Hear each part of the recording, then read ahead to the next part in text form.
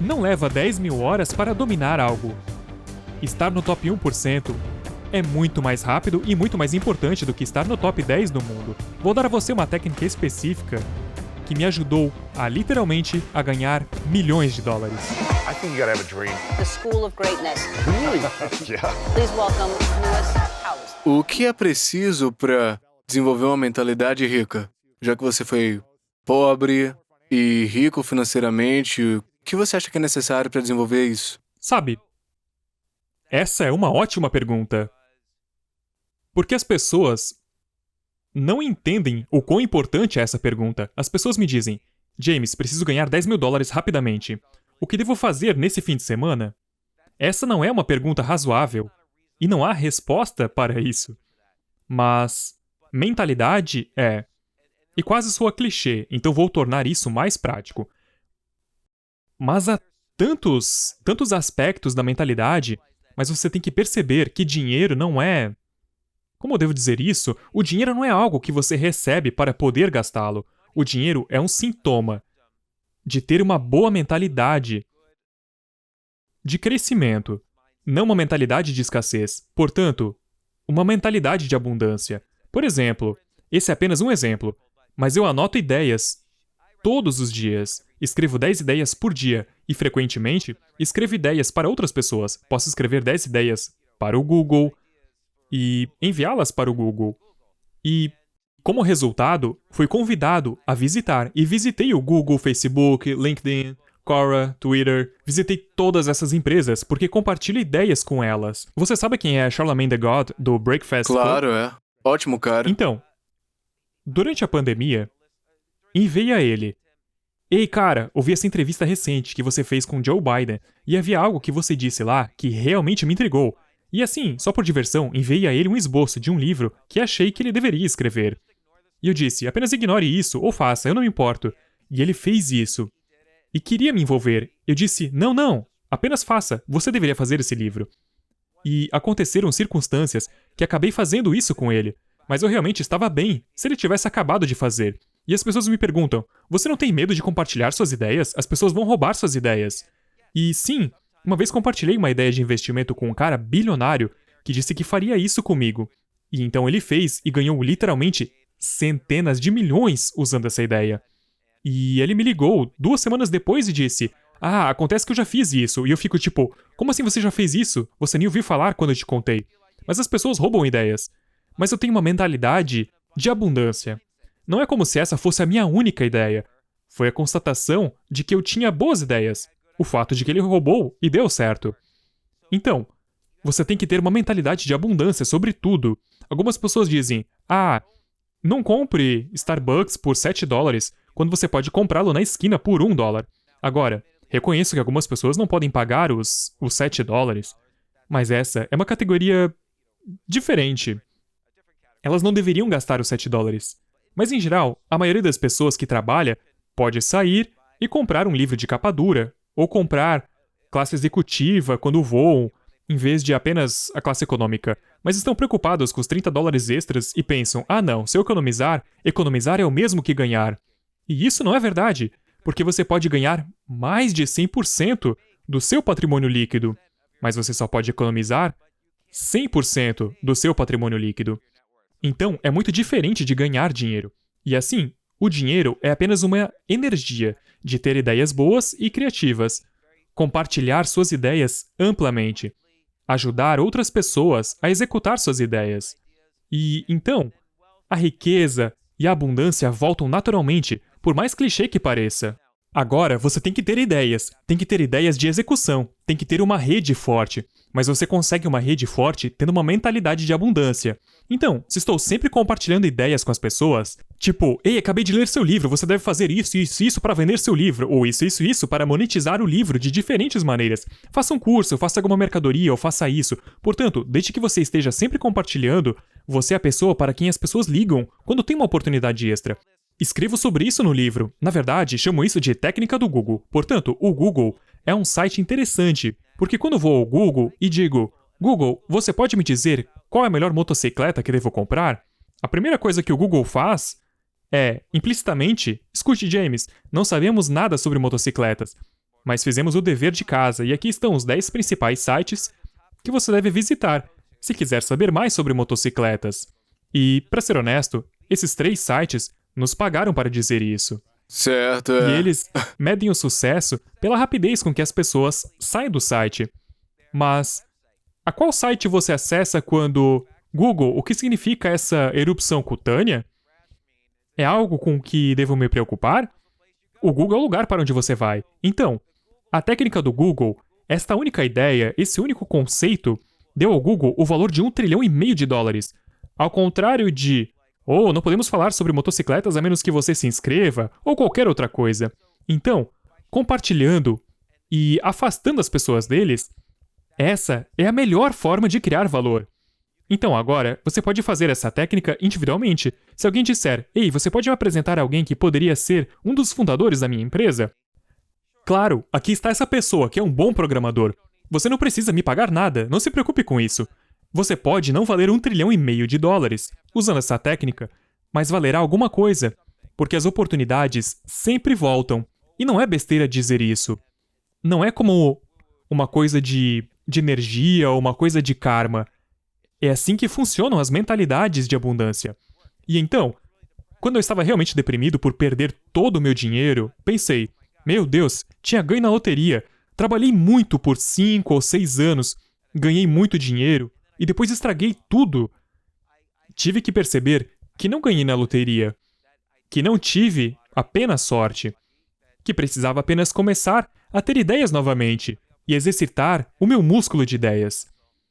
E eu estava tão deprimido, e depois de alguns meses escrevendo ideias, eu senti como se o meu cérebro estivesse ganhando vida e os neurônios se conectando, e foi como mágica.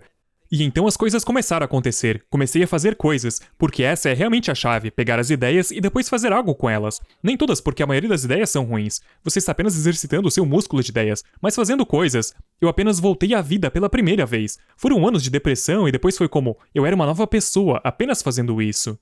Uau! Então como a gente começa a ser feliz, também saudáveis e ricos, que é o trio da vida que eu sinto que todo mundo quer, né? Felicidade, saúde e riqueza também. Sim, e quero dizer, todos esses são componentes do que eu chamo... Todo mundo chama de algo diferente. Para mim, eu chamo de minha prática diária, porque sinto que tenho que melhorar 1%. Mesmo que seja difícil me qualificar, tenho que melhorar 1% na saúde física, emocional, saúde criativa, espiritual, todos os dias. Portanto, a saúde física não significa ir à academia e levantar 200 quilos. Pode significar fazer flexões todos os dias. E fazer uma extra uma vez por semana ou aumentar o número de flexões todas as semanas. E depois, caminhar por 20 minutos. Também significa dormir bem. E comer bem. Saúde emocional. Eu tenho uma política de uma falta e você está fora, em relação a você. Então, se alguém me trata muito mal uma vez e não tem um bom motivo para isso, então está fora. E talvez eu nunca mais ligue de volta, o que às vezes é injusto, mas acontece. Saúde criativa. Exercito meu músculo das ideias todos os dias. Escrevo 10 ideias por dia. E a saúde espiritual é realmente não se arrepender das coisas do passado e não ficar ansioso com as coisas do futuro. E para ser honesto, às vezes isso é difícil para mim. Foi difícil para mim nos últimos 3 meses, mas sempre me certifiquei de que essa é minha prática diária por um motivo. Porque são os momentos que preciso para poder me recuperar. Você não pode se recuperar sem isso. Se você estiver doente de cama, não terá ideias para começar um negócio. Se você brigar com seu cônjuge o dia todo, não vai fazer seu negócio crescer, vai desperdiçar muita energia brigando. Se você não for criativo, não poderá desenvolver sua carreira, sua riqueza, sua saúde ou qualquer outra coisa. E se você está gastando muito do seu tempo viajando, vivendo no passado com arrependimentos ou vivendo no futuro com ansiedades, você não será capaz de construir o momento agora. Portanto, essa é realmente a chave. Todas as noites eu digo a mim mesmo, eu fiz isso e tentei melhorar. E acrescentarei a isso agora com esse livro. Estou fazendo experimentos suficientes para continuar a explorar o mundo quase como um cientista. Porque há tantas coisas que não sei sobre as coisas que eu amo, estou constantemente envolvido em vários experimentos. Você tem aplicado essa técnica durante esses últimos 3 meses ou 4 com altos e baixos emocionais? Porque eu sabia que estava um pouco fora de jogo em minha mente. Então, Cuidei da saúde física, da saúde emocional. Foi muito difícil com a saúde criativa, porque sinto que fui punido por minha... Ser criativo, né? Isso. Foi É. muito difícil, mas foi para onde eu canalizei. Canalizei um pouco para a comédia stand-up, porque ainda fiz algumas atuações, até no Zoom fiz algumas atuações e canalizei para o xadrez, em grande estilo. Mas foi difícil, eu admito. E agora, eu tenho saído disso pouco a pouco. E saúde espiritual, há muito tempo aprendi a não ter arrependimentos ou ansiedades, e acho que estava um pouco ansioso hoje. Porque meu livro está lançando hoje, e eu realmente não tinha feito todo o marketing que eu gostaria. Mas, no final das contas, se o seu livro for bom, e eu acredito que esse é um bom livro, então você não precisa fazer tanto marketing. O boca a boca é sempre o melhor marketing. Sempre vejo as pessoas anunciando seus livros na Amazon e penso, ok, isso é bom, mas você não precisa anunciar se todo mundo está fazendo a publicidade para você. Claro.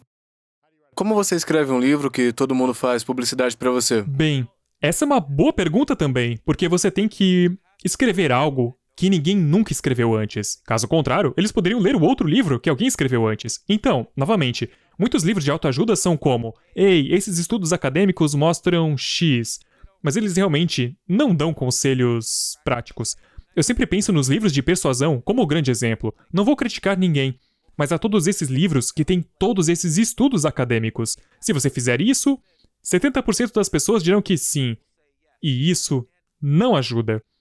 E daria a você uma técnica específica que me ajudou, literalmente, a ganhar milhões de dólares. Que também perdi, mas me ajudou a ganhar milhões. Digamos que você está vendendo uma empresa. Conhece o comprador. E ele eventualmente pergunta, ou ela finalmente pergunta: por quanto você quer vender a sua empresa? Quanto você avalia a sua empresa? E eu chamo isso de técnica de conselho. Eu digo: ouça, eu tenho trabalhado muito para construir essa empresa. Trabalhei duro, e é por isso que você quer comprar a empresa. Eu trabalhei tanto, minha equipe é ótima, eu tenho a rede, eu tenho os clientes, e faço uma coisa extra especial que ninguém mais faz. Então, tenho trabalhado muito nisso. Você é o grande mestre em negociar a compra de uma empresa. Você comprou cerca de 20 empresas e sabe como fazer isso. Então, eu quero trabalhar com você e ser seu parceiro por uma razão. Porque não só acho que podemos trabalhar bem juntos, mas também gosto de você, admiro o que você fez. Então, deixe-me pedir seu conselho. Assim como um amigo, como você aconselharia a responder a sua própria pergunta? Como você me aconselharia? Sabe, eu valorizo o seu conselho. Como você me aconselharia a avaliar a minha empresa? Agora, uma vez que você diz isso, A, espero que seja tudo verdade. É por isso que você quer fazer a parceria com alguém. E B, você está dando a ele status. Você está dizendo: olha, você é a pessoa que eu admiro o suficiente para pedir conselhos sobre isso. E eles não vão lhe dar um mau conselho. Eles não vão dizer: bem, você deve avaliar sua empresa por uma miséria e me deixar comprá-la de graça. Porque eles sabem que estou recebendo conselhos de advogados e contadores. Então eles sabem que não podem me dar maus conselhos. E então, assim que eles me derem conselhos, e provavelmente vou acrescentar em algum lugar. Algumas pessoas me disseram para avaliar a minha empresa em 300 milhões. 10 vezes o que eu tô ganhando por ano, 5 vezes. Sim. Então, vou brincar um pouco com a ancoragem. E assim, uma vez que eles me derem o conselho, não vou pedir algo ou negociar em torno desse número. E eles não vão dizer não. Porque eles apenas me deram o conselho para fazer isso. Então, essa técnica é mágica. E eu tenho uma dúzia de técnicas. Isso está no capítulo Frame Control, onde, novamente, em uma situação de alto risco, se você está discutindo com um cônjuge, ou sendo um orador público, ou fazendo uma venda, ou pedindo um aumento para o seu chefe, uma pessoa controla o quadro, e a outra não. E tudo se trata de como você controla o quadro em diferentes situações. Então, se você der o quadro a alguém, você ainda está controlando, implicitamente, e essa é uma técnica crítica. Mas, novamente, nunca li isso em um livro de autoajuda sobre persuasão, porque esses livros não funcionam. Isso é apenas algo que funciona especificamente para mim. Ou, digamos, muitas das pessoas que estiveram no meu podcast que entrevistei sobre isso. Eu acho isso brilhante. Você tem alguns capítulos sobre enquadramento e controle de enquadramento. Eu tô curioso, a regra 51, ser infinitamente produtivo. É possível ser infinitamente produtivo? Bem, E se sim, Bem, o que é ok. isso? Então, Você se lembra do The 4-Hour Workweek do nosso bom amigo Claro, Tim é. Ferriss? Então, The 4-Hour Workweek é realmente um livro sobre a regra 80-20, e todo mundo já conhece a regra 80-20 já faz uns 400 anos ou mais. Um cara percebeu que, sempre que plantava um jardim, 20% das sementes se transformavam em 80% das flores. E é como se você tivesse uma empresa com 100 funcionários. A regra dos 80-20 sempre parece funcionar. São 20 funcionários que geram 80% das receitas. Isso sempre parece ser o caso. No seu caso, com 15 funcionários, provavelmente 20%, 3 deles, provavelmente geram 80% do faturamento. Funciona em todos os lugares. O problema da regra 80-20 é que você pode aplicá-la a si mesmo. Então, qual é a regra 80-20? Então, se você pegar esses 20%, quais dessas 20 pessoas estão criando 80% desses lucros? Então, 4 estão criando 64% dos lucros. Eu não quero ser muito matemático. Aplicando mais uma vez, provavelmente, uma pessoa cria, você no caso, para o seu próprio negócio. Provavelmente gera 50% do faturamento. Então, quando eu te dei a técnica do Scramble, de aprender as palavras de 2 letras, ou a técnica do banco imobiliário, de comprar as propriedades laranjas, você só precisa de 1% de conhecimento sobre as habilidades do banco imobiliário, que resultará em pelo menos 50% de suas vitórias, apenas essa única técnica. É perigoso, Certo. Então, com a regra 51, você pode pegar qualquer área da vida e tentar encontrar o 1%. Agora as pessoas tentam fazer a regra dos 80-20. Querem fazer o máximo de benefício possível, 80%. Mas, novamente, para estar no top 1%, você só precisa vencer um pouco mais de 50% nos teus jogos, e provavelmente é um dos melhores.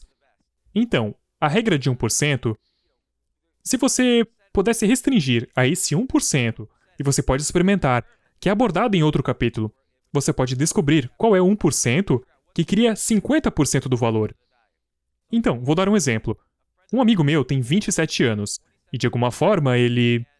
27 anos é muito jovem para um comediante. Mais uma vez, alguém como Dave Chappelle faz isso há 20 anos. Jerry Seinfeld estava fazendo isso por 15 anos antes de ter seu programa de TV. Mas esse cara que eu conheço, ele pode apresentar em qualquer clube que quiser no mundo. E ele tem 27 anos. Ele faz comédia há apenas alguns anos. Então, o que ele fez? Ele encontrou a regra 51. Ele encontrou o seu 1%. E o que ele faz é... Durante seu ato, pede ao público: apenas jogue 5 palavras aleatórias. Ele fez isso comigo no meio do meu podcast. Então, lançamos palavras como vulcões em Vênus, e a civilização maia, e mais algumas outras, e lançamos vários tópicos completamente aleatórios. E então, ele disse ao cara do áudio: ok, me dê uma batida de rap. E assim, a batida começou, e instantaneamente, ele teve o rap mais insanamente inteligente e rápido, usando todas essas 5 palavras aleatórias. E foi completamente diferente de qualquer outro rap que ele já fez, porque eu vi muitos de seus vídeos no YouTube, e esse era o 1% que ele precisava, combinado com alguma habilidade de comédia stand-up. Agora, ele é bem-vindo em qualquer clube do universo. Ele faz algo diferente e único que ninguém mais pode fazer. Ele não é o melhor comediante, não vai vencer Jerry Seinfeld em seu jogo, mas criou seu próprio jogo, né? Certo, e ele literalmente pulou a fila. E eu faço a mesma coisa no sentido de que você sempre quer usar as suas fraquezas a seu favor. Porque eu não faço comédia há 20 anos. O que eu tenho feito? Bem, tenho ganhado dinheiro, e perdido milhões de dólares, e feito papel de bobo, e tenho todas essas histórias insanas disso. E esse é meu sabor único, que me permite pular a fila. Novamente, tudo isso faz parte do quadro geral de pular a fila. Mas esse é meu uso da regra 51. E como a gente... todos nós temos 24 horas por dia, né? Como é que a gente pega emprestado horas? Como é que a gente ganha tempo? Então, digamos... Luiz, você é um orador público, certo? Você fez...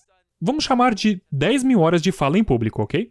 Entre preparar, e ir e se organizar, e em seguida, realmente falar. E depois as perguntas e respostas e etc. Bem, digamos que agora você queira tentar fazer comédia stand-up. Estou apenas usando isso como exemplo. Você poderia pegar emprestado horas do que aprendeu em falar em público e colocá-las em comédia stand-up, de modo que pule a fila em talvez 2.000 horas de comédia stand-up. Porque você já subiu no palco, sabe se preparar, sabe como interagir. Sim. E agora é aprender coisas Você diferentes. pode não Você ser não tá tão começando bom do em zero. interagir com o público quanto um comediante, mas já percorreu 20% do caminho. Eu diria, o que é interessante pra mim é que, indo em outra direção depois de fazer comédia stand-up por apenas alguns meses, e depois de ter que fazer uma palestra pública padrão sobre negócios ou investimentos ou qualquer outra coisa, isso aumentou em 10 vezes minha fala em público. Foi inacreditável. Sério? Sim, nem preciso preparar uma palestra, eu poderia simplesmente entrar lá e morria de medo de falar em público. A primeira vez que você e eu nos encontramos, estávamos dando uma Eu palestra. me lembro. Canadá, né? Sim, na Mastermind Talks, de Jason Gagnon. É. Você provavelmente não sabe disso. Acho que você falou bem antes de mim. É? Eu estava com tanto medo. 5 minutos antes de eu falar, eu saí do centro de conferências. Eu lembro Acabei de disso. sair e não ia voltar. Liguei para minha esposa e disse: eu fui embora. Estou indo para o aeroporto. Me desculpe. É melhor você sair e se juntar a mim antes de ouvir as palestras. E ela disse: não, apenas volte. O que pode doer? Mas ela estava pronta para ir. Ela estava pronta para ir. Mas então eu decidi voltar. E me diverti bastante. E É, você foi ótimo, eu me lembro, você foi eu estava memorável, tão engraçado. apavorado, cara. E estou sempre tão apavorado. Mas agora a comédia é muito mais assustadora. Muito mais. Então, são horas que peguei emprestado da comédia para falar em público agora. Eu sempre disse que se eu realmente quisesse me tornar um dos melhores, eu sou um bom orador, mas não sou ruim, mas eu vejo pessoas melhores que eu, fico tipo, cara, eles são mestres, são incríveis, eles cativam. É como se soubessem exatamente o ritmo, o tempo, tonalidade, é incrível. Multidões e envolvimento do público, tudo, eu fico tipo, ok, eu trabalhei duro pra poder superar esses medos e chegar num certo nível, mas eu não tô nesse nível. Mas sempre disse a mim mesmo que se eu realmente quisesse me igualar a isso, eu ia precisar improvisar, improvisação ou comédia, fazer alguma coisa pra me assustar pra caramba, pra eu ter a habilidade de falar com o público Então, aqui depois. está uma técnica de 51. Então, mesmo antes de fazer comédia stand-up, por anos antes de fazê-lo, antes de cada palestra que dei, eu assistia comediantes de stand-up no YouTube. Porque eles são os melhores oradores públicos. Seus rostos estão se movendo, eles estão se movendo pelo palco, eles têm a cadência certa, eles sabem quando fazer uma pausa. Eles são os melhores oradores públicos. E você tem neurônios espelho em seu cérebro, que é quase como uma injeção de... Digamos que eu estivesse assistindo Dave Chappelle. Era quase como se eu estivesse injetando Dave Chappelle em minhas veias por uma boa meia hora se eu assistisse a um vídeo no YouTube. E então, eu poderia fazer a minha palestra e meus neurônios espelho disparariam e algumas de minhas emoções, algumas das maneiras pelas quais eu pausaria ou moveria meus olhos, imitariam os seus movimentos, e isso seria útil. E é útil na comédia, já que está tentando obter uma reação visceral das pessoas e é ótimo para falar em público. Eu tô amando tudo isso, cara. Eu sou um grande fã de experimentação na nossa vida, da gente ser cientista da própria vida e se colocar em jogo, em exercícios, desafios, experimentos, pra superar nossos medos e inseguranças, porque eu acredito que quando a gente supera esses medos, a gente pode ser realmente imparáveis na realização dos objetivos e estar entre os 10%, 1%, ganhando grana, tendo coragem nas relações e sendo feliz e tendo mais saúde no geral também. Esta é a primeira vez na minha vida que tive um burnout nos últimos 3 meses, o que pode ser bom ou ruim. Não é necessariamente uma coisa ruim, mas me impediu de fazer as minhas atividades normais. Do que foi o burnout? Em geral, diversifico as minhas atividades para obter alegria e felicidade com o máximo de atividades possível. Mas é claro que tudo o que é importante para você e vale a pena fazer nem sempre é uma atividade feliz. Então, por exemplo, digamos que você adora jogar tênis. Você pode ter um dia em que perde todos os jogos de tênis, isso é normal. Mas como você adora fazer isso, consegue encontrar energia para voltar no dia seguinte e dizer: tive um dia ruim, não estava segurando a raquete corretamente, ou não estava com força suficiente, mas eu amo isso e vou jogar de novo hoje e aprender e melhorar e talvez até ter uma lição ou duas. E então, eu tenho várias dessas atividades. Se investir não fluir em um dia, então eu posso escrever. Se não me sinto muito bem escrevendo um dia, posso sair e fazer comédia stand-up, ou ter ideias para um negócio, ou fazer um podcast, ou jogar uma partida de xadrez, ou qualquer outra coisa. E eu escrevi esse artigo em agosto, onde Foi meu artigo mais popular de todos os tempos. Estranhamente se tornou viral. Esse é o artigo sobre a Seinfeld? Bem, é sobre a cidade de Nova York. Ao qual ok. Seinfeld então respondeu. E Foi uma baita loucura, foi cara. uma loucura, porque cerca de 30 milhões de pessoas leram o artigo. E isso foi há vários meses, então agora talvez seja ainda mais. E então, eu tive uma grande resposta. Então, 10 dias depois, as pessoas pensam que foi no dia seguinte que Seinfeld respondeu. 10 dias depois, Seinfeld escreveu uma página inteira no New York Times e... Basicamente te chamando de idiota, Sim, né? e esse era o ponto principal dele. Em vez de realmente... Eu amo Nova York, estava escrevendo isso para que as pessoas não negassem. E tudo que eu disse no artigo, basicamente se tornou realidade. E ainda está se tornando realidade. E é assustador, e eu queria ajudar as pessoas. Falei com o Congresso, eu compartilhei apenas os fatos, como a violência estava aumentando, os prédios de escritório, que na época podiam abrir, estavam apenas 5% cheios. Então qual foi o motivo? 80% dos restaurantes corriam risco de fechar, e a propósito, provavelmente cerca de 80% dos restaurantes, agora na cidade de Nova York, fecharam ou estão prestes a fechar. A Broadway foi fechada por tempo indeterminado, e eu não me importo com a Broadway, eu odeio a Broadway. O último show que vi foi... eu nem sei, A Bela e a Fera com os meus filhos e adormeci no meio. Eu simplesmente não suporto a Broadway desde que eu era criança. Mas há centenas ou milhares de hotéis e restaurantes que fazem parte do ecossistema da Broadway, além de impostos de turismo, impostos sobre vendas e assim por diante. Então, o fato de a Broadway não estar aberta é devastador para a cidade. Seinfeld zombou de mim, e um de seus comentários foi: "Oh, coitado, não consigo ver um show da Broadway." E eu não me importo com isso. Eu me preocupo com o sofrimento que acontece quando todos esses restaurantes fecham e todas essas pessoas ficam feridas. Então, de qualquer forma, estou me defendendo aqui, mas recebi tanto ódio. Nunca vi Você nada tem assim. muito ódio, cara. Agora, das 30 milhões de pessoas que leram, talvez 29 milhões gostaram, ou concordaram com isso, ou pensaram, interessante, e depois seguiram em frente com suas vidas, porque são pessoas normais. Mas 1 milhão que odiou era principalmente da cidade de Nova York, e eles entraram em algum tipo de dissonância cognitiva, onde é como se eles tivessem, eles estavam em negociação, e foi por isso que eu estava escrevendo o artigo, incluindo Jerry, que também é uma cidade e tinha boas intenções, e eu fui muito criticado. Foi demais. Eu fui criticado antes nos últimos 20 anos escrevendo, é claro. Quando você só quer escrever algo único, se você escreve algo que outras pessoas já escreveram, por que você está escrevendo? Então, escrevi algo único para mim. Tive algumas teorias novas no artigo. Não preciso entrar em todas elas e também não publico, a menos que esteja um pouco com medo do que as pessoas vão pensar de mim. Então, nesse caso, fiquei com um pouco de medo, porque geralmente sou otimista, e essa foi uma vez em que realmente não conhecia soluções.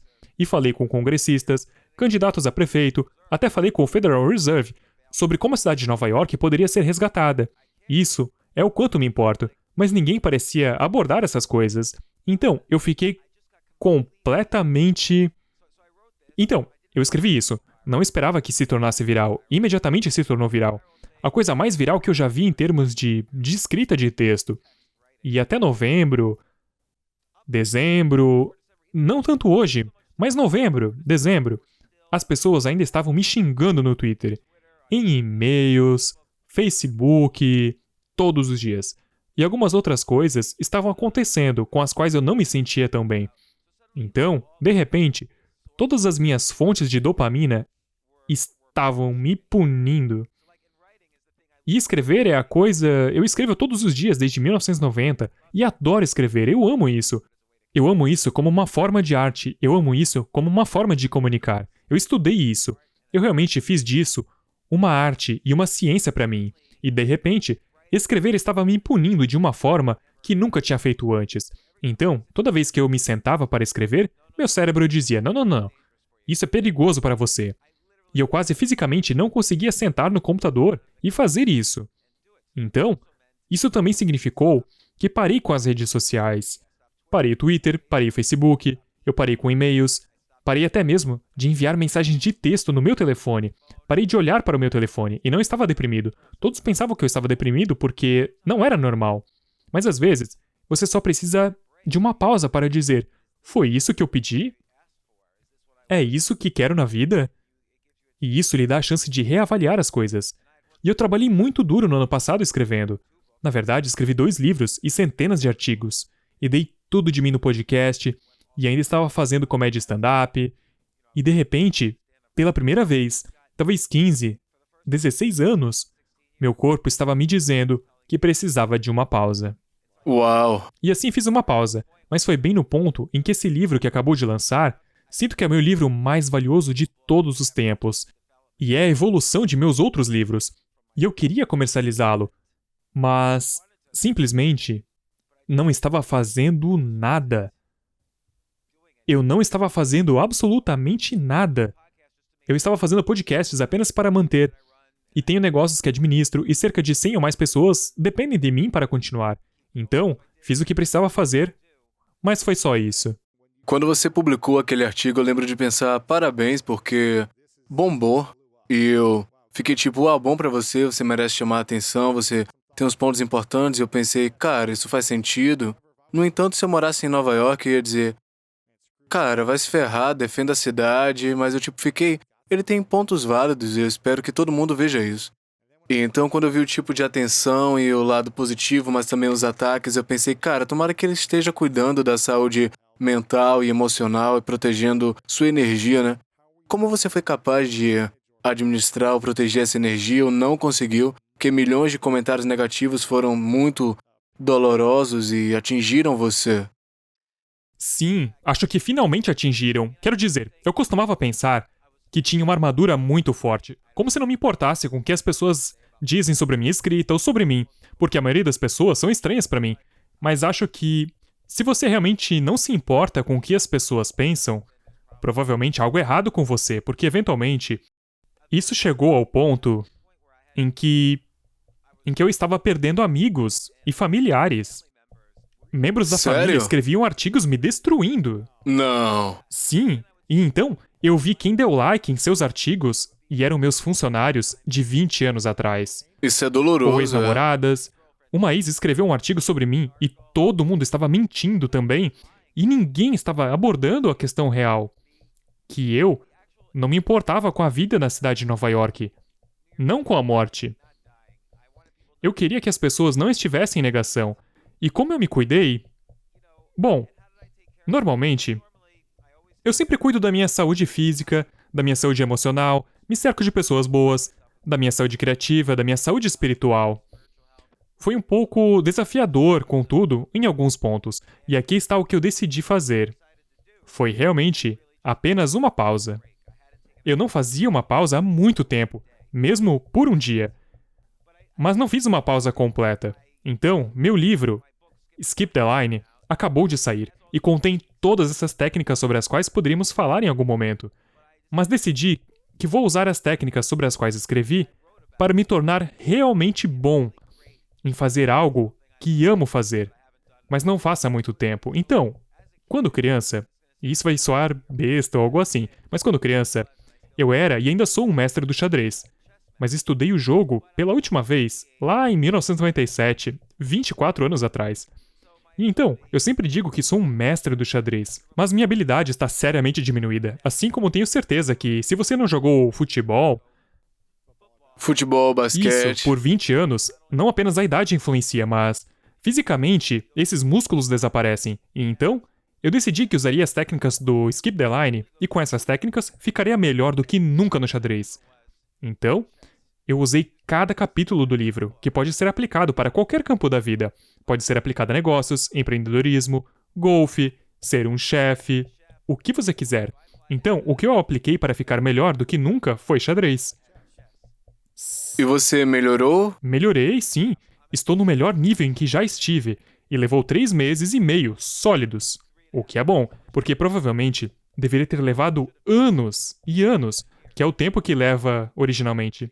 E Então, que técnicas você utilizou para fortalecer suas habilidades para se tornar melhor do que foi? então, eu uso todas as técnicas do livro. A primeira coisa foi, e novamente, direi isso, geral o suficiente para que se aplique a tudo.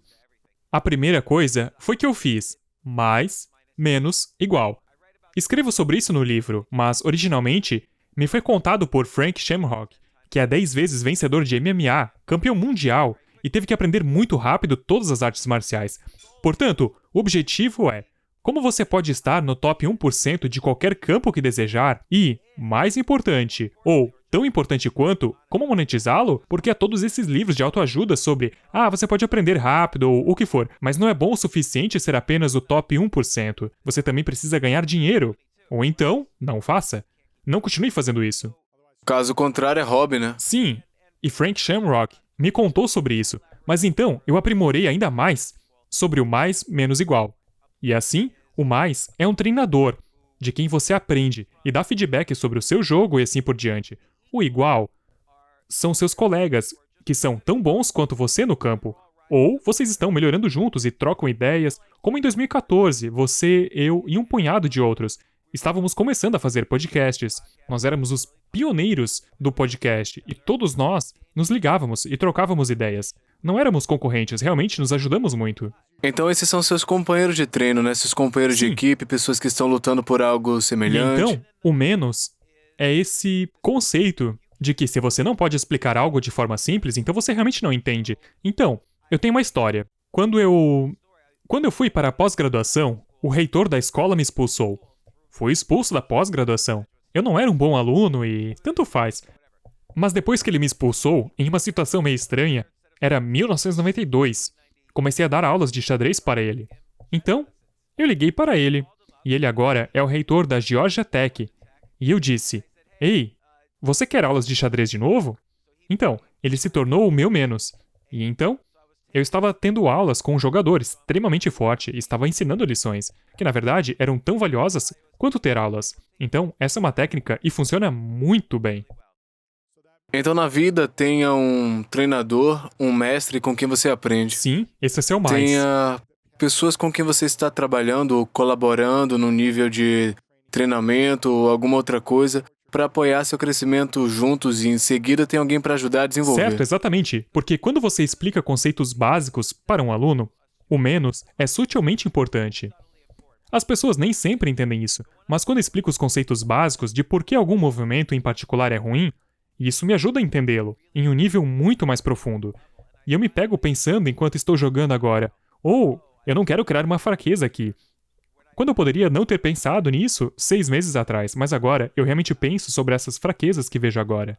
E você ouve muito sobre isso, a melhor maneira de aprender é ser capaz de ensinar de maneira fácil a outras pessoas e quanto mais você ensina, mais você entende. É tão valioso, e a outra coisa sobre mais, menos, igual é que, com qualquer coisa na vida, há 2 áreas que são importantes para o domínio. A aprender as habilidades e também as pessoas perdem essa parte, é entender o campo. Digamos, Luiz, você é o melhor entrevistador. Você tinha as habilidades, e você tem as habilidades de um entrevistador incrível, mas se você não conhecer a área de podcasting, como distribuir o seu podcast, como comercializar seu podcast, qual o melhor equipamento de gravação, se você não conhece o campo, você ainda será um péssimo podcaster. Então existem as habilidades e o campo. E assim, mais menos igual, também ajuda você a se comunicar com um treinador, que é um grande jogador ou podcaster, ou um empresário, e trabalhando com seus colegas, que também estão crescendo e fazendo o menos, você também constrói sua rede. E todos eles sabem diferentes partes do campo também. Então você aprende mais sobre o campo enquanto faz isso também. Então, eu aprendi que o campo do xadrez, estranhamente, mudou muito desde a última vez que estudei o jogo. Mudou notavelmente por causa dos computadores e redes online e assim por diante. Então, essa foi uma técnica. Uma entre muitas. São 23 capítulos diferentes no meu livro. E outra técnica muito importante é... Eu chamo isso de regra de 10.000 experimentos. Então, você está familiarizado com a regra de 10.000 horas popularizada por Malcolm Gladwell? Então, essa é a ideia aqui. Claro, 10.000 horas de prática deliberada ajudam você a se tornar o melhor. Ajuda você a dominar seu campo. Seja piano, ou de novo, golfe, ou comédia stand-up, ou vendas, ou qualquer outra coisa. E eu odeio essa regra e... Eu não acredito nela. E você provou pra mim, na verdade, que não leva 10.000 horas para dominar algo. Isso levaria 20 anos. E E eu vi você dominar esportes. E um ano depois, você estava nas Olimpíadas desse mesmo esporte. Pois é, eu dominei, quer dizer, eu não diria que eu dominei, mas na salsa eu levei 3 meses e meio de dedicação total e estudo e praticar aulas particulares, vendo vídeos, ouvindo músicas, sair, treinar 4 vezes por semana e levou 3 meses e meio para me sentir tipo, ok, eu sou fluente em salsa. Foi doloroso, vergonhoso, assustador, tudo isso. Foi difícil, foram toneladas de tempo e energia. E então eu diria que foram mais 6 meses, onde dentro de um ano inteiro eu pensei, posso dançar com os melhores do mundo e ter confiança. Não sou o melhor do mundo, mas nem você.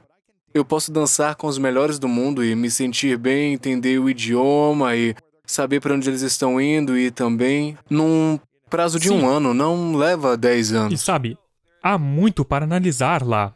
A primeira coisa é o que eu disse antes, qualquer coisa que realmente vale a pena fazer, não é sobre felicidade. Vale a pena fazer, mas vai te deixar infeliz algumas vezes. Como eu amo a televisão me deixa feliz o tempo todo. Mas não adianta. Não faz nenhum sentido se fazer isso a vida toda. Assistir TV. Certo. Então, Pois é. a categoria de coisas que te fazem feliz é diferente das coisas em que você tenta ser bom, porque não vai ficar feliz enquanto estiver tentando melhorar, porque é difícil e você vai encontrar resistência. E as pessoas que não têm essa mentalidade de crescimento para lidar com essa resistência nunca dominarão. A outra coisa a analisar é que você não precisa ser o top 10 do mundo. Provavelmente, ninguém poderia dizer a diferença.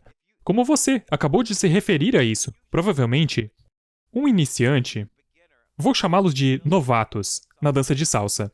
Os novatos da dança de salsa não podem dizer a diferença entre o maior dançarino e você. Quando você está dançando com eles, você parece ter o mesmo nível de habilidade. E isso foi uma realização para mim. Eu estava andando de táxi alguns anos atrás, e isso é sobre xadrez novamente. Mas meu motorista de táxi me disse que ele jogava xadrez também. E eu disse, oh, isso é legal. Eu jogo um pouco também. Isso é fofo, Sim. pois é. Eu percebi que ele era apenas um jogador mediano.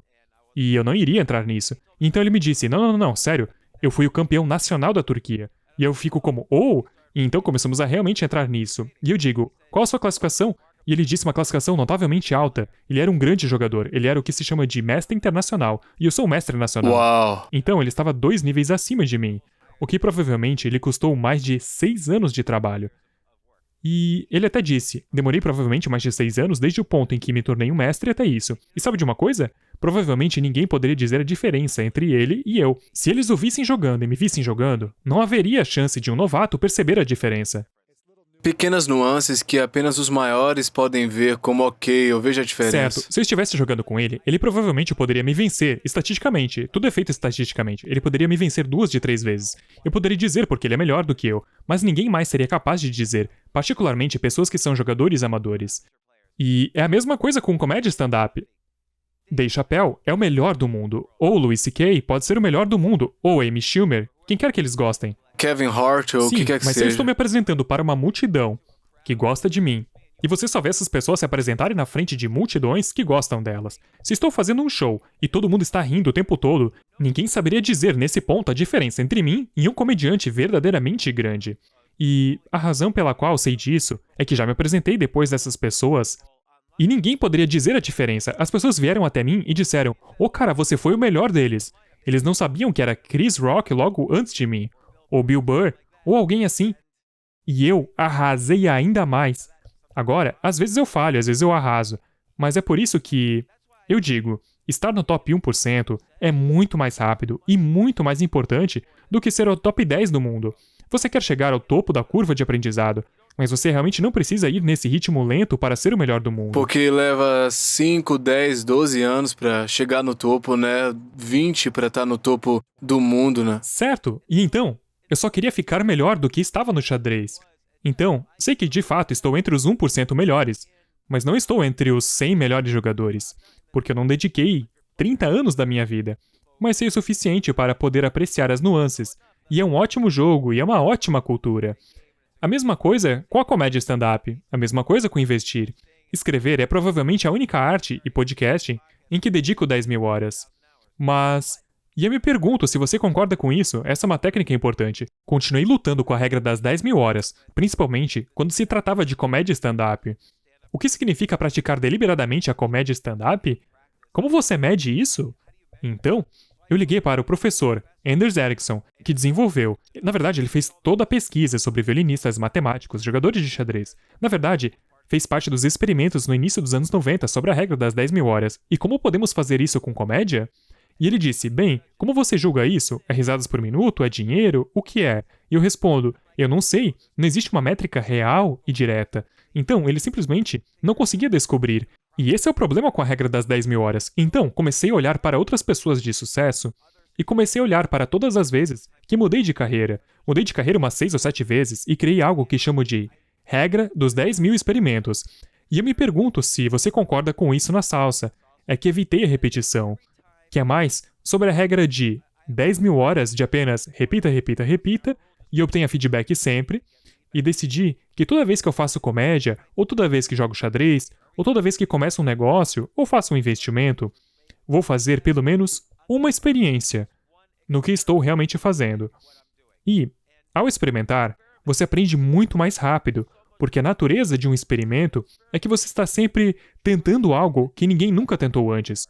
Ou pelo menos você nunca tentou antes. Então, você não está apenas fazendo essa atividade que você ama e quer melhorar, mas parte do que você está fazendo você nunca fez antes. Então, o seu pior cenário é o experimento falhar, mas você ainda aprende alguma coisa. O Thomas Edison experimentou 10.000 filamentos diferentes para fazer uma lâmpada.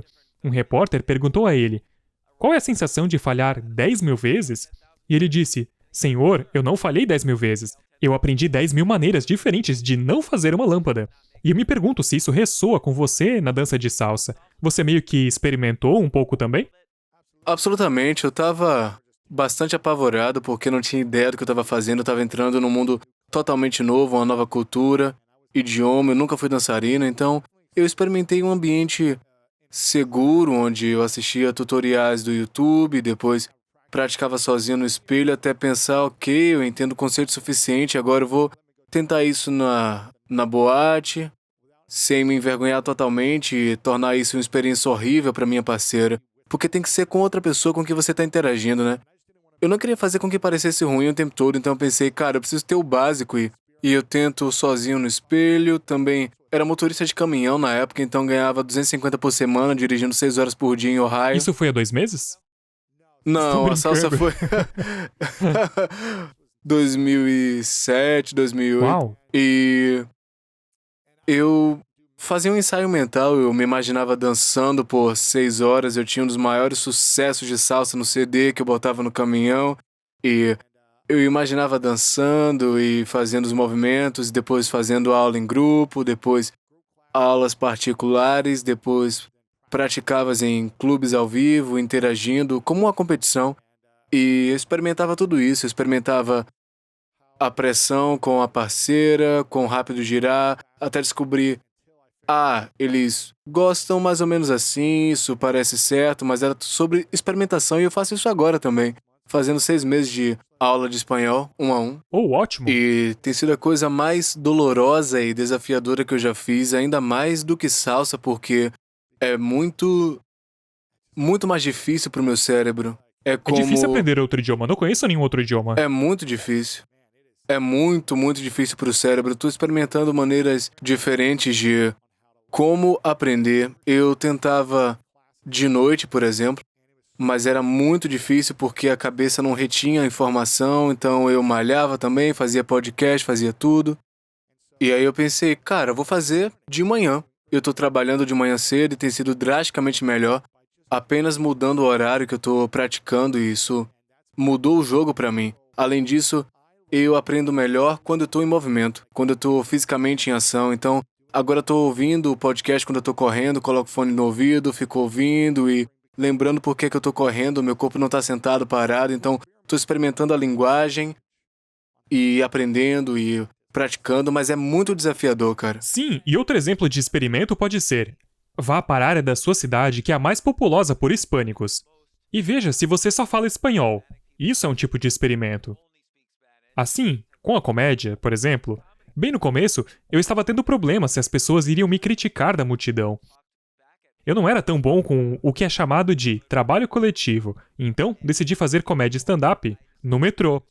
Então, eu fui... Uau, cara, isso é corajoso. Sim, porque você tem que fazer isso. Se você quer pular a fila, que é o nome do livro, você tem que fazer coisas que todo mundo na fila não estão fazendo. Então, eu iria no vagão do metrô, e claro, por padrão, é um público hostil e Eles não querem ser incomodados, são incomodados o tempo inteiro, eles só querem focar, ouvir a música e seguir em frente. certo, e também, eu não tenho muito tempo com eles também, então essa foi uma maneira de experimentar, para apurar a minha piada, para que eu possa chegar ao final o mais rápido possível. E assim, a cada parada, eu trocava de vagão do metrô, então fiz isso por 2 horas, e isso realmente me ajudou a lidar melhor com o público hostil. E também acelerar as minhas piadas, e também ser um pouco mais destemido. E assim, esse foi um exemplo de experimento. Mas fiz muitos experimentos como esse na comédia. A qualquer momento, tenho cerca de 5 a 10 experimentos em andamento e experimentei escrever nos negócios, nas vendas, nas técnicas de persuasão e no xadrez. Por exemplo, nos últimos 3 meses, eu fiz uma grande experiência. Joguei fora todas as formas que jogava desde os 18 anos. E há algo chamado abertura. Como você abre o jogo, meio que define o jogo. Eu costumava jogar essas aberturas muito seguras e conservadoras, então joguei isso pela janela e... Em vez disso, Agora você é imprudente. faço exatamente o oposto.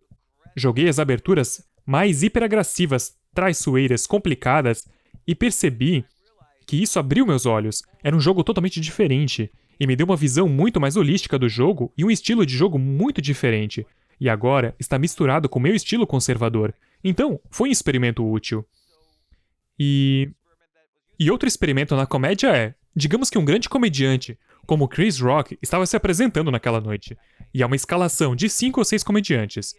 Chris Rock entra, e é claro que eles dão a ele um lugar, porque ele é Chris Rock. Então, digamos que ele estava se apresentando. Você já esteve no palco com o Chris Rock antes ou na mesma noite? Não, mas já estive no palco com muitos comediantes famosos. Tracy Morgan, então vou usar um exemplo. Tracy Morgan ou Bill Burr. Tracy Morgan é um grande comediante, ele estava com o True Rock. E Bill Burr é um dos maiores comediantes de todos os tempos. E eu estive no palco com alguns comediantes conhecidos. E o gerente sempre dizia, ouça, Bill Burr vai subir hoje à noite. Ou Tracy Morgan vai subir hoje à noite. Você quer ir antes de Tracy Morgan ou depois de Tracy Morgan? Todos os comediantes disseram... Vai antes. Disse, eu tenho que ir antes de Tracy Morgan, não vou depois de Tracy Morgan. Porque depois de Tracy Morgan, o público fica tipo, oh meu Deus, era Tracy Morgan. E também, ele é tão engraçado, eles estão enviando fotos para seus amigos e familiares, tipo, acabei de ver Tracy Morgan. E então, quem é esse cara? Nem precisamos ouvi-lo. Ele não é Tracy Morgan. Então, eu sempre dizia que queria ir logo após Bill Burr, Tracy Morgan, T.J. Miller, seja lá quem for, quero subir imediatamente depois deles. Jerry Seinfeld, fui logo depois. Para com isso. E é difícil, mas é assim que você pula a fila. Todos os outros que estão na linha foram antes. Eu é que tenho que... Não tem desvantagem. Não sei por que as pessoas têm medo de não ser boas em uma noite. Você vai aprender muito. E é lidar com um público que não está focado em você. E como você consegue o foco deles? Esse é um grande desafio para um comediante. Há um ditado, ou um comediante controla o quadro, ou o público controla o quadro. Não ambos. E o público pode ver se você está nervoso, eles são como raio-x. Então, melhorei aos trancos e barrancos por causa dessa experiência de sempre subir depois do melhor comediante da escalação. E alguns comediantes eram difíceis de ir depois, outros não, mas eu aprendia todas as vezes.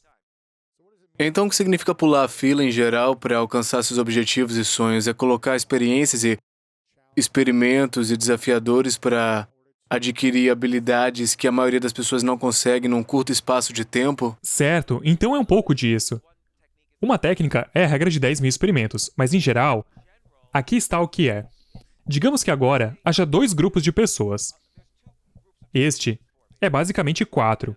Então agora, 55 milhões de pessoas no ano passado entraram com pedido de desemprego. Portanto, por mais seguras que elas pensassem que as corporações eram, elas não eram. Todos eles foram demitidos ou demitidos temporariamente ou o que quer que fosse e estão desempregados. Então as pessoas começaram a pensar, bem, eu já estava cansado de ser contador, ou estava cansado de ser assistente, dentista, talvez eu queira ser chefe, talvez eu queira fazer algo relacionado a esportes ou algo que eu ame. E isso é o que todo mundo diz. E tenho certeza que as pessoas disseram isso para você ao longo da sua carreira. As pessoas dirão, ei James, você não pode fazer isso. Você tem 45 anos. Quando comecei a fazer comédia, por exemplo, você tem 45 anos, você não pode fazer isso. As pessoas fazem isso há 20 anos. Como você vai pagar a sua hipoteca? Como você vai cuidar das suas crianças? Você não pode pular a fila. E teve uma vez, um comediante me disse, James, literalmente ele disse, você não pode pular a fila. Você tem que fazer sessões abertas, você tem que fazer isso e aquilo e... Tem que pagar suas dívidas, Sim, tem sim, que ele disse, aparecer, você tem que pagar suas tem que dívidas. fazer repetições, tem que engolir sapo. E enquanto ele dizia isso, o gerente do clube disse, James, você está dentro. Eu estava fazendo meu primeiro show de 60 minutos e esse cara estava tentando me derrubar logo antes do meu show, porque as pessoas são ciumentas e inseguras. Eles não querem que você mude. Eles gostam que você esteja abaixo deles, atrás deles na fila. Eles não querem que você mude. É por isso que eles dizem que você não pode fazer isso, e eles não fizeram.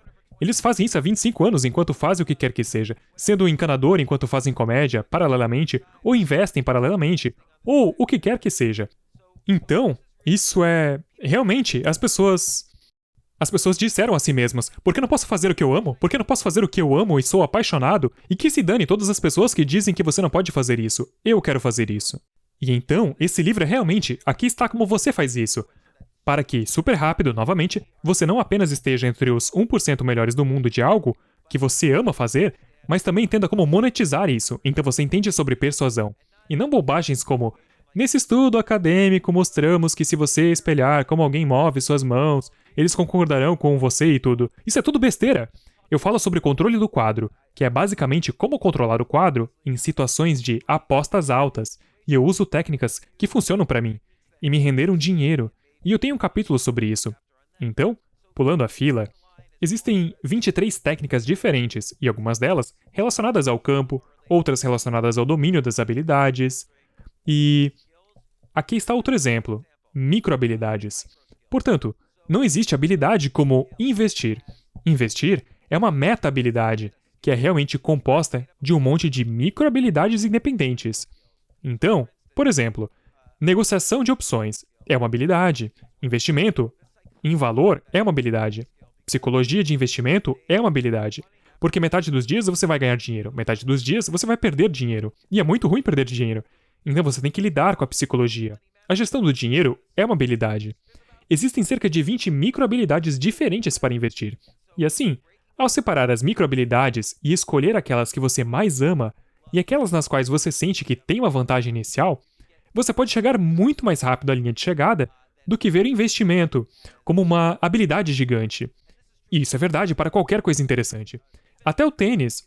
O tênis é sobre forehand, backhand, jogo na rede, novamente, a psicologia. Há um pouco de leitura do seu oponente. Então, você sabe. Ou ele está tendo problemas com o backhand. Então você apenas bate no backhand. E a maioria das pessoas que valem a pena são meta-habilidades, compostas de um monte de micro-habilidades. Comédia é humor, simpatia, trabalho de multidão, trabalho de palco, trabalho de microfone, leitura do público, compreensão do que os gerentes estão procurando.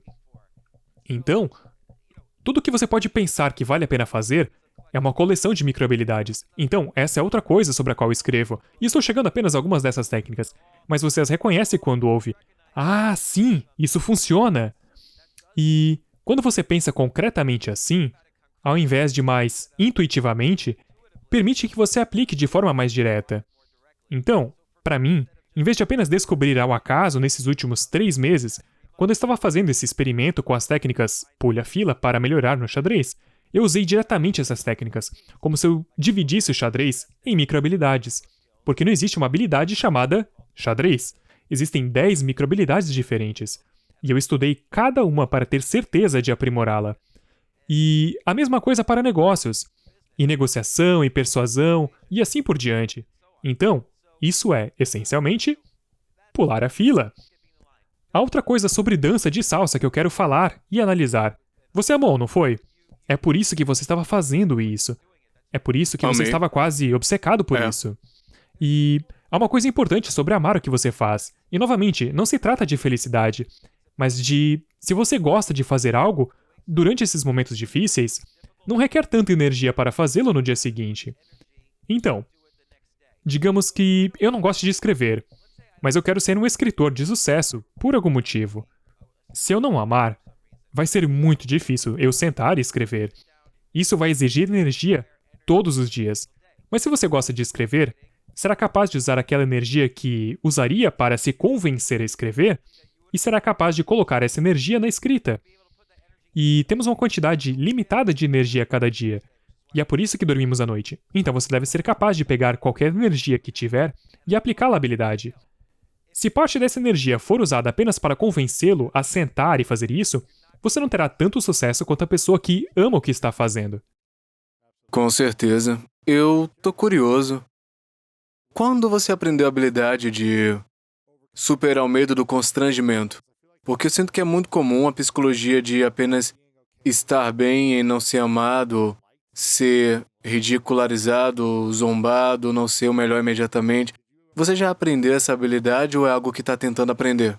Eu diria, bem, tudo é constante, e essa é uma das grandes coisas. Novamente, sobre fazer uma atividade que vale a pena. Aposto que quanto mais você aprende sobre salsa, mais percebe que você precisa aprender. Conforme Claro. você entende as nuances nunca param, elas crescem exponencialmente quanto mais você aprende. Certo. E eu escrevo minhas opiniões e minhas histórias há 20 anos. E cada artigo que eu escrevo, porque sempre tento colocar o meu próprio toque nisso. Caso contrário, por que escrever? Alguém, ou muitas pessoas, riem de mim, ou me odeiam, ou discutem comigo.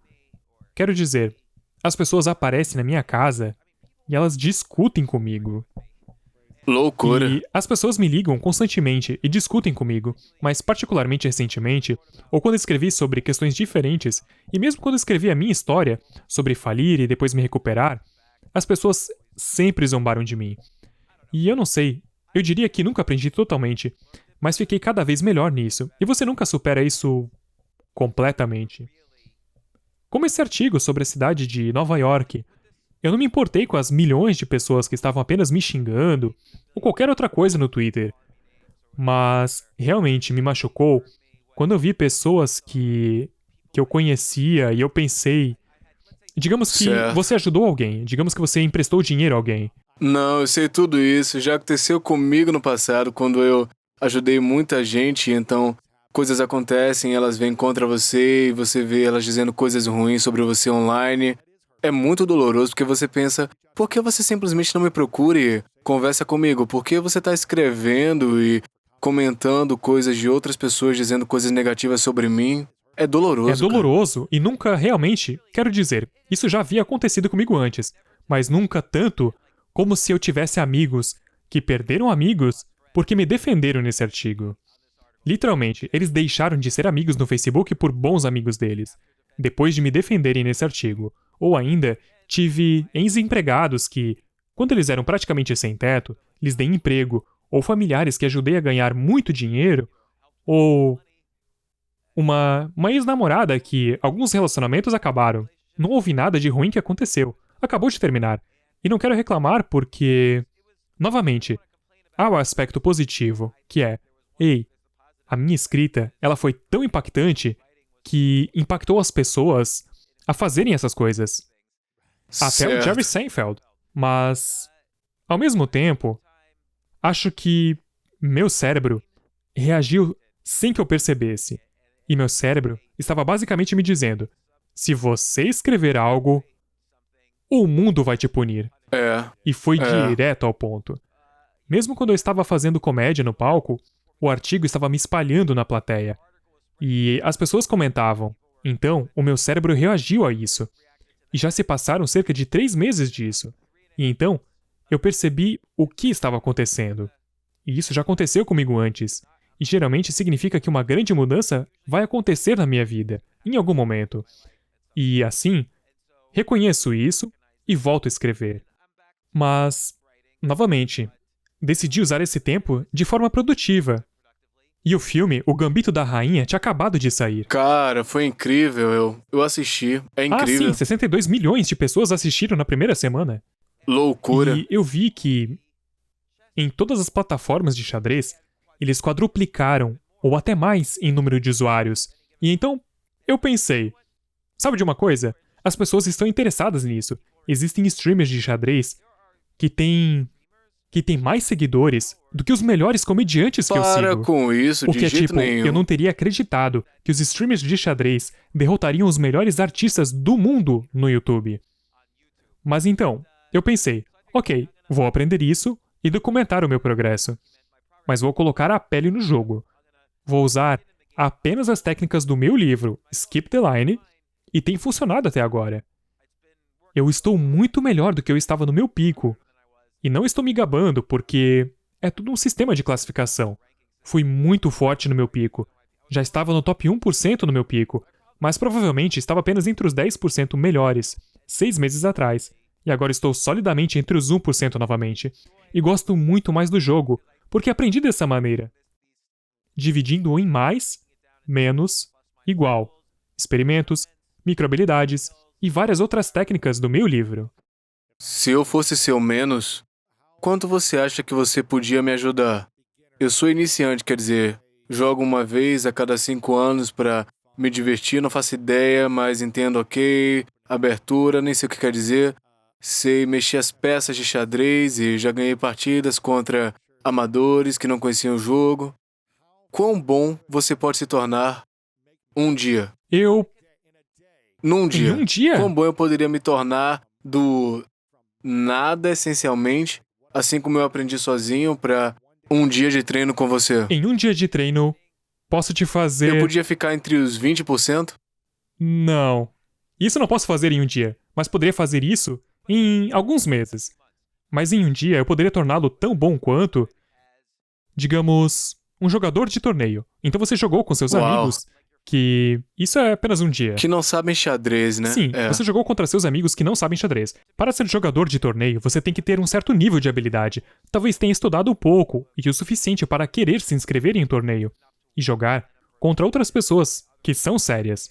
Então, isso não é um nível alto, mas estamos falando de apenas um dia, mas talvez esteja no topo de uma determinada porcentagem. Não sei o que, mas posso torná-lo bom. Então, eu faria isso para que você pudesse vencer qualquer um de seus amigos, casualmente. Qualquer um de seus amigos casuais que apenas conhecem o jogo, você seria capaz de vencer todos eles, sem dúvida. Em um dia, eu deveria fazer isso. A gente devia fazer um experimento um dia você me ensina, eu vejo se eu consigo vencer todos os meus amigos que Eu poderia nunca fazer jogaram. isso totalmente. E Isso você seria pode escolher. incrível. Desde criança, jogos são a minha praia. Vou deixar você escolher o jogo. Pode ser Scrabble, Damas, Poker.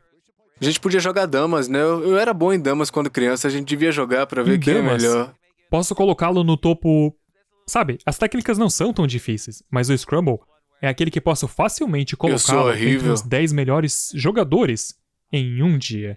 Eu sou horrível em Scrabble. No Banco Imobiliário, levaria 5 minutos para colocá-lo entre os 20% melhores jogadores. Sério? Sim.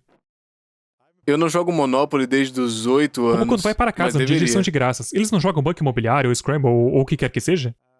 A gente joga outras coisas, jogamos Apples to Apples com as crianças. A gente devia jogar Monopoly também. Sim, Banco Imobiliário. Vou lhe contar agora o único segredo que fará de você um dos melhores. O que é? Você se lembra do tabuleiro e outras coisas? Você se lembra de quais propriedades ou de que cor eram as propriedades mais valiosas? Quero dizer, não me lembro, azul? mas você sabe quais? Azul? Todo mundo diz azul, mas é Broadway e Park Place. Park Place. Azul não é a resposta. A resposta são as propriedades laranja, que são St. James Place, New York Avenue e acredito Tennessee Avenue. Por que isso? Portanto, o quadrado mais popular para cair no banco imobiliário é a prisão, porque você pode cair na prisão por meio dos dados. Há também um quadrado para ir para a prisão e há 2 cartas comunitárias que enviam para a cadeia imediatamente. Essa é de longe Certo. a praça mais popular onde as pessoas pousam. Com 2 dados, o lançamento mais popular é um 7. O 7 coloca você bem no meio das propriedades laranjas. Então, se você possui as propriedades laranjas e tem hotéis nelas, todo mundo vai lhe dever aluguel durante todo o jogo. Então, tudo que você precisa é Então, saber isso. Comprar as laranjas, né? Comprar as Compre as laranjas. propriedades laranja no início do jogo, obtenha os aluguéis. Eu gosto disso, já tô melhor, já tô me sentindo melhor. E no Scrabble, apenas conheça todas as palavras legais de 2 letras. Ninguém as conhece. Oh! Então se você souber 50 palavras de 2 letras... Sim, é um pouco mais de 100, mas como de, fé, vó, já. Todas essas são palavras estranhas, de 2 letras. E se você as conhece... Você sempre pode ter uma boa jogada, né? Sim, porque é difícil se livrar de um X ou um M, mas se você sabe que Sho e Me são palavras, e depois as joga em uma palavra de 3 letras, bum, você ganha. Isso é inteligente. Sim. Então você tá aprendendo práticas pra furar fila em todos os jogos ou áreas da e vida, é por isso né? que eu digo que há uma maneira difícil de... Portanto, não é preciso ser um mestre de vocabulário, Não. só precisa aprender uma estratégia que Sim, possa me ajudar a vencer muitas vezes. bem, Obviamente, se eu for contra um mestre de vocabulário que também conhece, eu não vou ganhar, mas... mas ele está entre os 100 melhores do mundo, você quer estar apenas entre os 1% melhores, para poder vencer todos que você conhece. Todo mundo que eu conheço. Sim, você não conhece ninguém que esteja no top 100 do mundo. Eles estão apenas estudando Scramble o dia todo em seu porão. Porque ainda mora com os avós. Exatamente. Mas o problema é que o Scramble também tem muitas microhabilidades.